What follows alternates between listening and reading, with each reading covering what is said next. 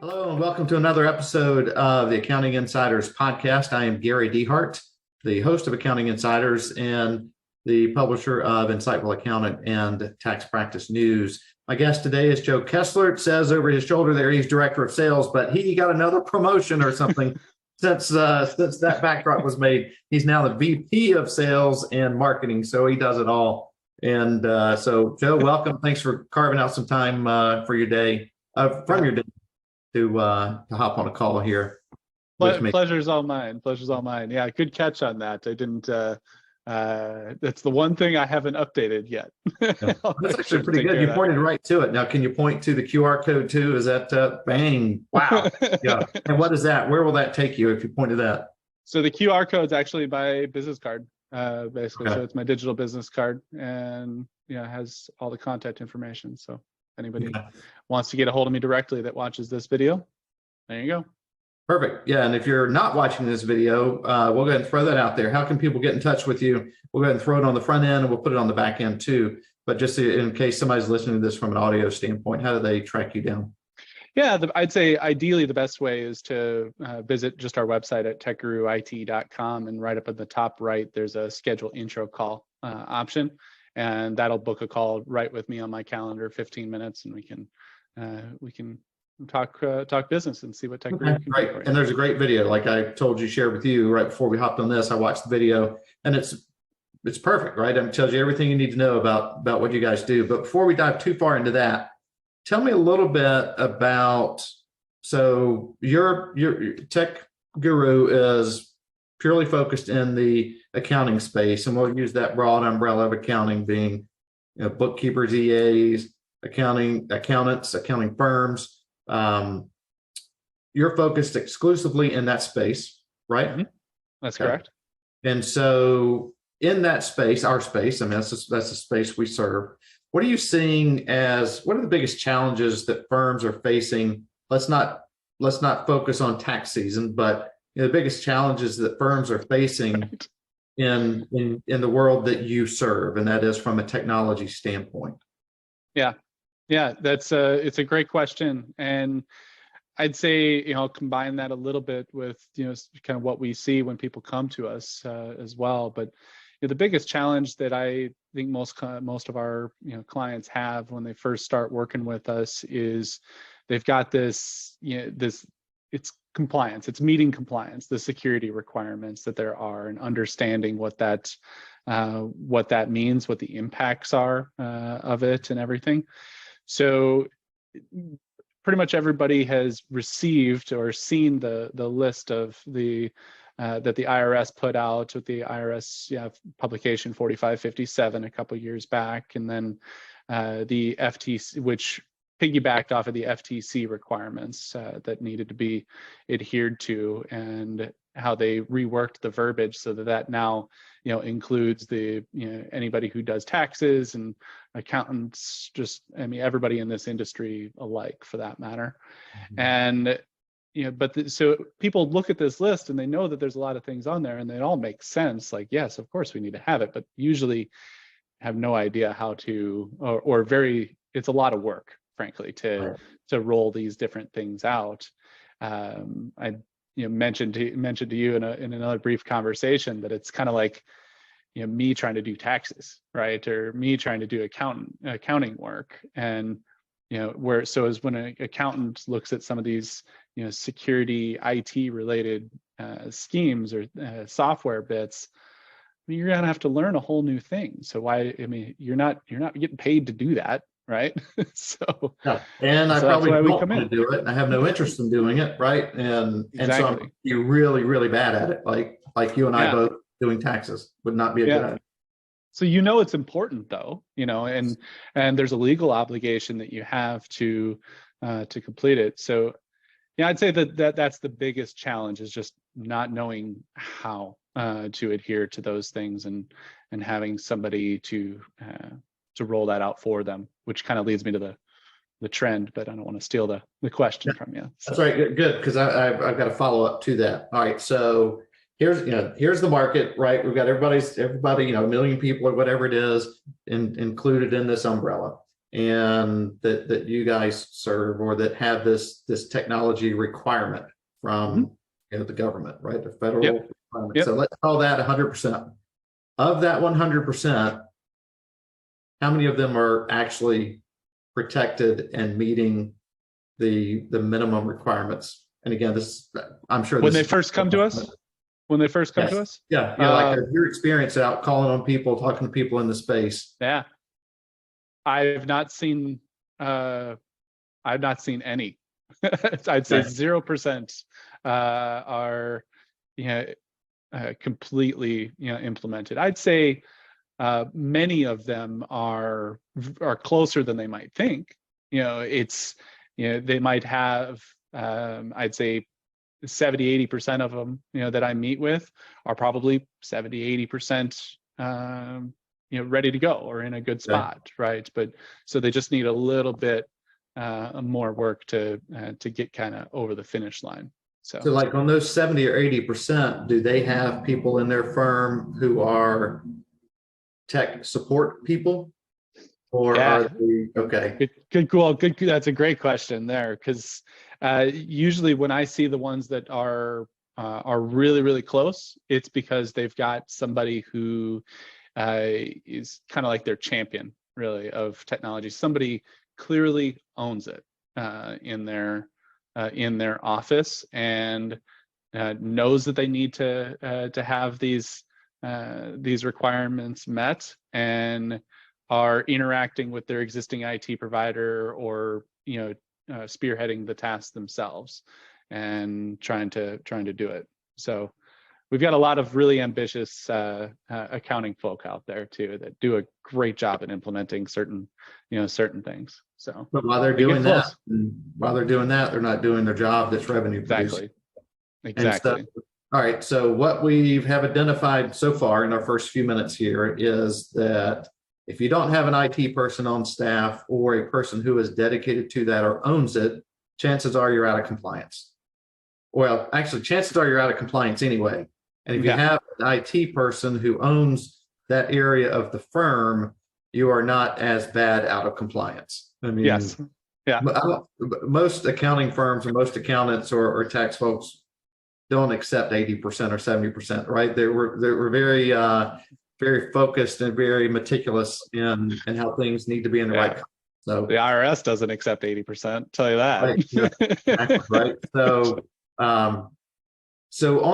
with that, playing off of that, is the IRS enforcing any of this, or is anybody enforcing any of these requirements?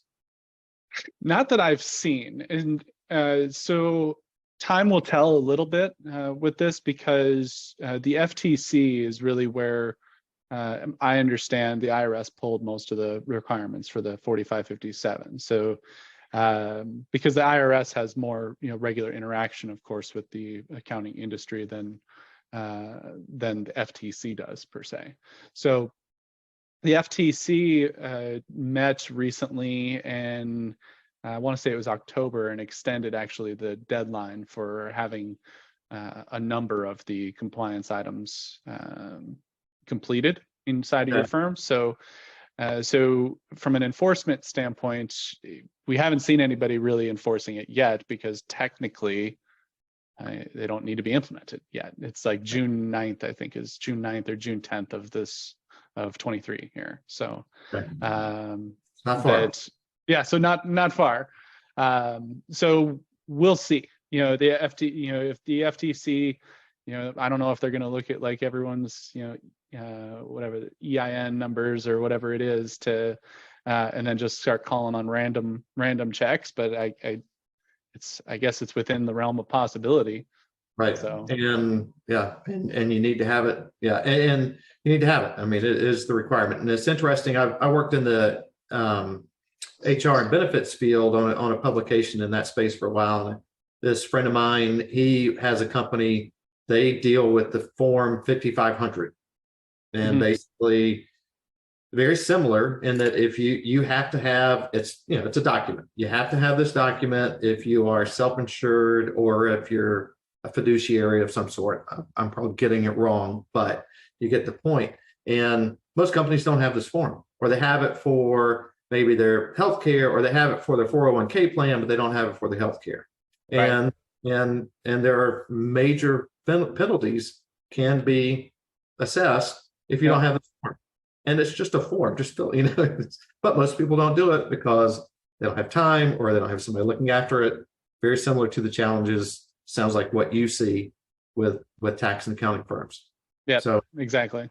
So what are the kind of trends? What is taking place in tax and accounting related to technology? It doesn't have to necessarily just be the WISP, right? I mean, I think most people should be aware now of their requirements with the WISP, but what are the trends that you're seeing within firms, and how are they handling this? Because you can't turn on TV or your app or wherever it is that you get your news without hearing about a data breach, or without hearing, some technology issue. Yeah. So the way I'd answer that is the typical things that we see missing, I guess, of the list, are on the list, is encryption of the local computers, multi-factor authentication implemented either properly across web-based platforms, but also on the individual desktops themselves. But a big one that is really kind of tricky to implement is security awareness training. So it's actually getting your staff, coaching them on how to understand phishing, or how to recognize phishing messages, social engineering, and understanding, I guess, the security terminology. You have a commitment to, as a requirement, it's a commitment to your employees to make sure that they're understanding how to practice safe browsing and safe email handling and whatnot. Right. So those are probably the three or four that are consistently missing in one way, shape, or form. And so this, you may not know an answer to this, and I just thought about it as you were talking. So firms have cyber liability insurance. I don't know if they all do, but they probably should. If they don't, they should. They definitely should. Do you know if those riders have requirements for these things, like the security awareness training and the MFA and the encryption? Yeah, they actually do.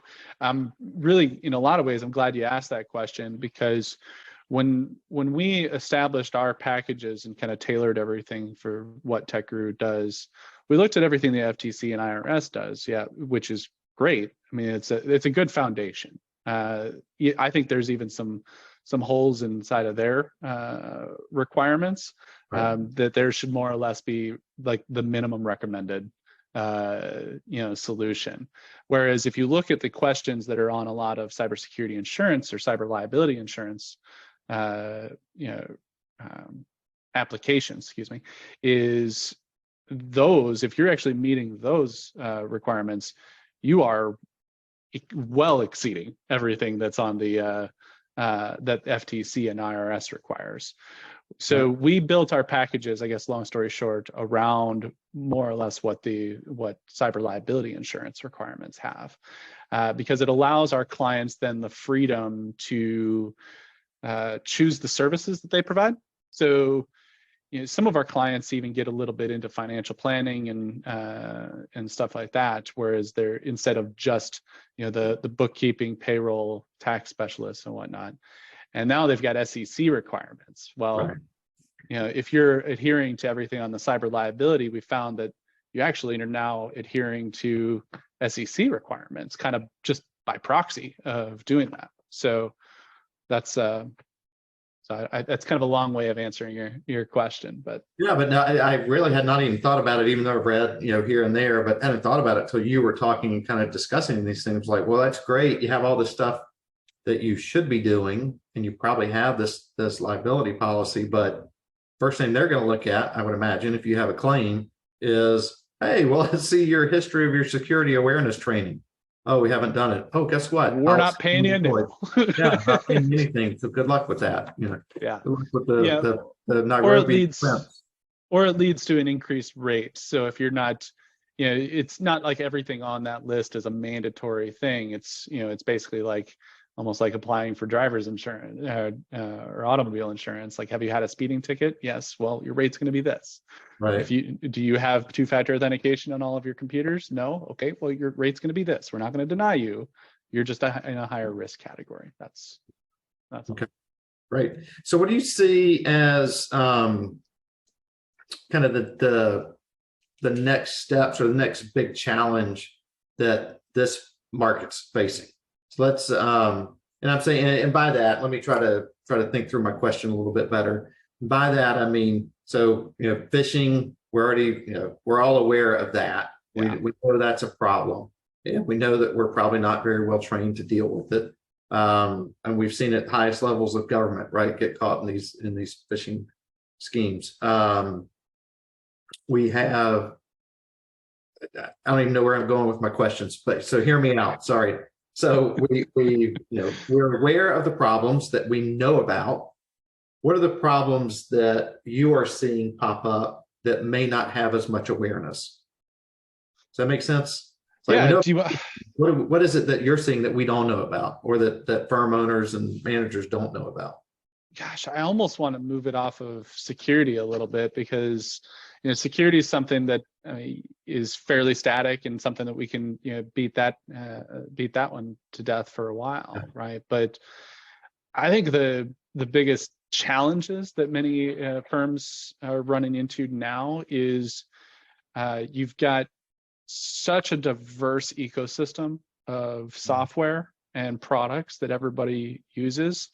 And if you look at, majority of the firms that we work with, there's just a lot of the software is rowing in a different direction, if you will, or growing in different directions. Nothing talks to one another, and you want to roll out a great security plan and really start taking advantage of cloud-based platforms and products. But you've got 3/4 of your software that's going to be able to work with that methodology, and the other 25% of it sitting over here like on an old server, in an old dusty server, and requires just old practices to support and everything. So that's a big challenge that people face, is just the diverse ecosystem of software and the lack of integration. I think is probably the way I could sum that up in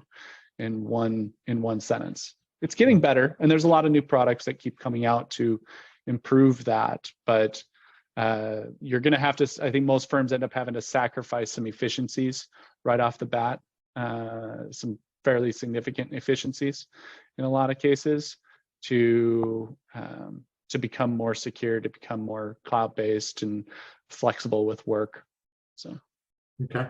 So we'll give us maybe 5 more minutes. So there what's the typical process then? So I'm a firm owner. I've got, actually, we probably should say you guys deal primarily 5 and up. And is that 5 employees, or what is that? Yeah. So, we tried not to put too much of a number on it, so small to medium firms, but, so 5 is usually about the happy spot. So that's staff members. That could be, the actual firm owner, and then, 4, a couple of admin or, bookkeepers and everything else. So anybody that has a computer or some piece of technology needs to be included in that number, right? Okay. Yeah. So we wouldn't typically include like a contractor that uses like their own computer in there, maybe pops in and does a couple of things for a few hours a week. That's not a user even within your organization. So, but yeah. So, and right, where was the rest of that? Yeah. So it's kind of thinking the process, right? So, we've identified, hey, there's, well, I don't think we've said this, but, tax and accounting firms are certainly good targets for people who want to do bad things. And so let's say I'm a firm owner, it's not tax season. I know I have a problem. I don't know where to start. Where do I start? How do I start? Yeah.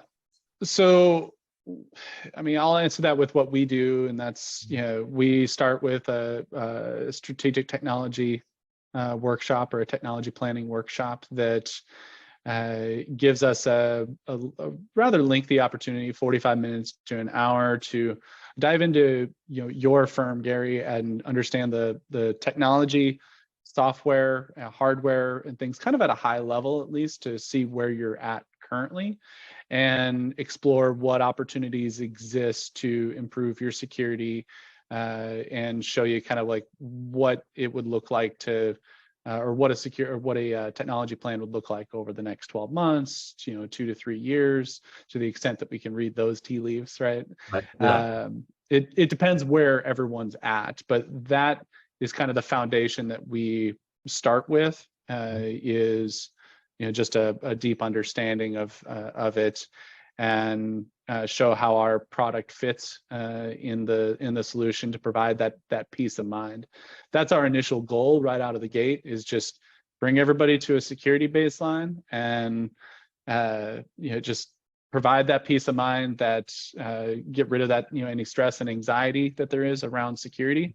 Because if we can remove that from it, now the conversations can pivot more towards how do we move off of this old dusty server to the cloud, or how do we we're unhappy with our practice or payroll or bookkeeping software or whatnot, can you help vet some new solutions with us? Yes, absolutely. So, but we have to get everybody to a good baseline before we can do that. So Right. And is that initial assessment, is that remote, or are you on site? It is remote. Yeah, it's remote. It's with a solutions architect. I mean, frankly, that's my seat, or one of the hats that I'm wearing at the moment. I've been with TechGuru for about 12 years. I've sat in the service desk, in the engineering and project management seats. So I've got a fairly technical background to go with the solutions and the sales engineering side of things. So that empowers me to currently be the best person for that. But in essence, you have a solutions architect that understands the products that you have and the solutions that are out, and can kind of quickly throw some ideas or some direction to you. But then the execution of the plan, or the further development of the plan, happens with our clients that are ongoing. We meet with everybody on a quarterly basis to have kind of like a CTO level meeting with you to see where we're at on the security plan, or on the technology plan, and making sure that things are getting rolled out, and reviewing the previous quarter, and picking out next goals. So so that process, how long does that normally take? I mean, so you said hour and a half on that initial assessment, but let's say I'm a 10-person firm, and again, these numbers aren't exact means, but for example, I'm a 10-person firm. I've got, like you described, I've got a little bit of legacy stuff. I've got a dusty server over in the corner that I'm trying to keep alive for some reason. But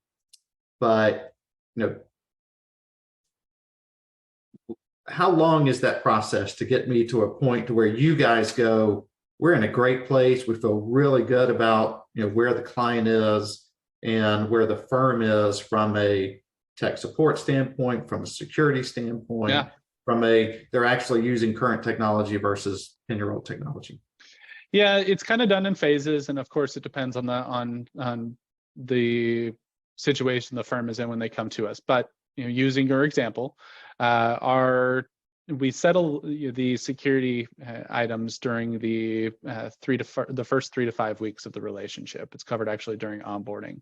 You sign up for our package. We roll out all of those security products. We frankly aren't looking so much as where you're at from a compliance standpoint right now, because we're going to be putting in products that are going to make you compliant anyway. So it's we're not going to focus so much on where we've been, and more focus on where we're going, if that makes sense. So that's in the first, frankly, it's 3 to 5 weeks. It's fairly aggressive in there. You can anticipate for a firm your size at 10, 3 to 6 hours of your involvement or whoever our primary point of contact, Right. that's the amount of time that you're going to need to invest. So it's not a big lift on your side of things. It's more to do on our side, of course. But that establishes, again, that security baseline and at least buttons up all of the compliance issues or flushes them out. So if maybe something can't be brought into compliance, that means we need to replace this device or whatever it is. Certainly that can lead to a little bit longer lead time based on what hardware that is. But Okay. say 3 to 5 weeks, 3 to 6 weeks is pretty confident. So Okay.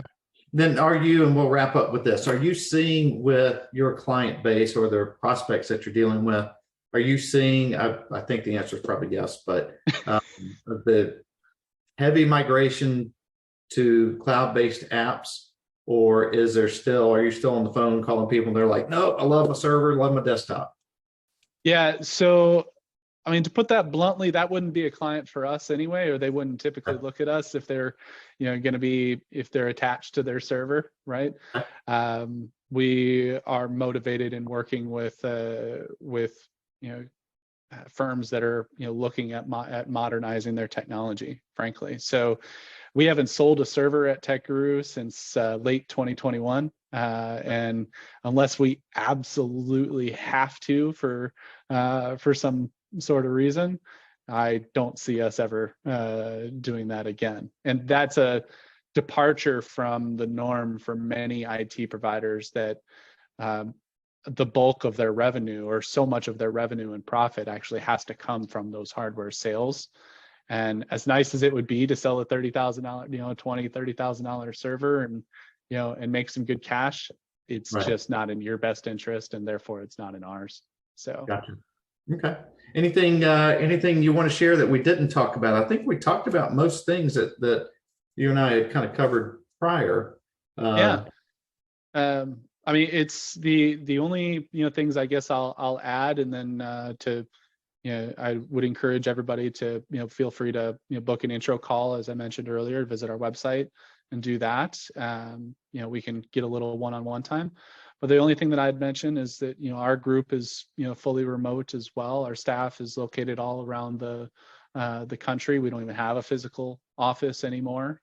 So a lot of times we're very familiar with what a lot of firms are trying to do, is just cut ties from physical office, move paperless, create systems that are sustainable in a virtual office environment. So that's a big thing, and we're doing business all over the United States and even into Canada. We've got 38 states that we're doing business in with firms, and we got 2 clients up in Canada right now. So, all right, fantastic. Yeah. Then doesn't matter where you are. Right. As we move out of tax season and into trade show season, as we call it, where will people be able to find you? Where do you guys spend your time? We went to like a record number of conferences last year, but this year we're going to pare it back. We're involved with the PASBA community, and we'll be at QB Connect and probably Synergy for Thomson Reuters, and the Woodard Institute or Woodard Group has a couple of conferences that we'll be at as well. We actually teach a course inside of the Woodard So, okay. And we'll be creating a community of our own. We've got podcasts that the Modern Accountant podcast, which we just launched. So It's got 2 episodes. As of the time that you and I are recording this, it's got 2 episodes. Great. Yeah. So, yeah. Well, we'll need to. I'll have to point out to that too. And then in closing, they find you at, I think it was TechGuruIT.com. TechGuruIT.com. All one word, right? You got it. Great. All right. Well, we'll see you at some trade show very soon, I'm sure. Absolutely. Looking forward. Hopefully you can find something to do during tax season, because like you said before, nobody wants to talk to you right now. So you only got 2 months.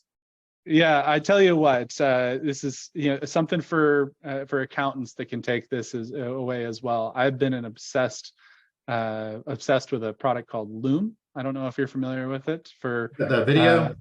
yeah, it's like doing short little videos and screen sharing and things like that. But they've got an awesome free version that allows you to record short videos and just review things that are on your mind. So instead of trying to get a meeting together with somebody during tax season, you can record a quick Loom video, fire it off to that individual, and see what happens. So yeah, and are you finding success with that? Finding a lot of success with it. Actually, we're now closing service tickets with Loom. So if you miss our call when we call you, if it's something that we can answer for you, we're doing things on Loom, and it's the whole new world right now, man. Yeah, I use Vimeo. I imagine it's fairly similar to Vimeo. Super similar. Okay. Super similar. I don't know Vimeo's like screen sharing capabilities and stuff like that, but yeah, I've just used it for recording screenshots kind of thing, or not screenshots, but step by step. Hey, do this, then that, and that, and it works pretty well. And it's got what's it called? Like when it's up in the browser, just like an add-on in the browser. That click that pops open, works well. So. Yeah, I don't get to take all the credit from it, and we have a client that started doing all of their, or not all of, but at least a bulk of their tax reviews. Instead of having a long meeting with the client where they have a big Q&A session, they record a 10-minute Loom video reviewing everything on their taxes, and then send that over to them. The client can then watch it as many times as they need, come up with all the questions, and then fire the questions over to them and schedule a couple minutes to review them all. So just maximize that time. Yeah, saves everybody time. Oh my gosh, yes. Great. So, anyway, Joe, thank you. If you're ever down in the Atlanta area, give me a shout. We'll go grab lunch. Absolutely. Or dinner or breakfast, depending on what time it is. So let me know. Yeah.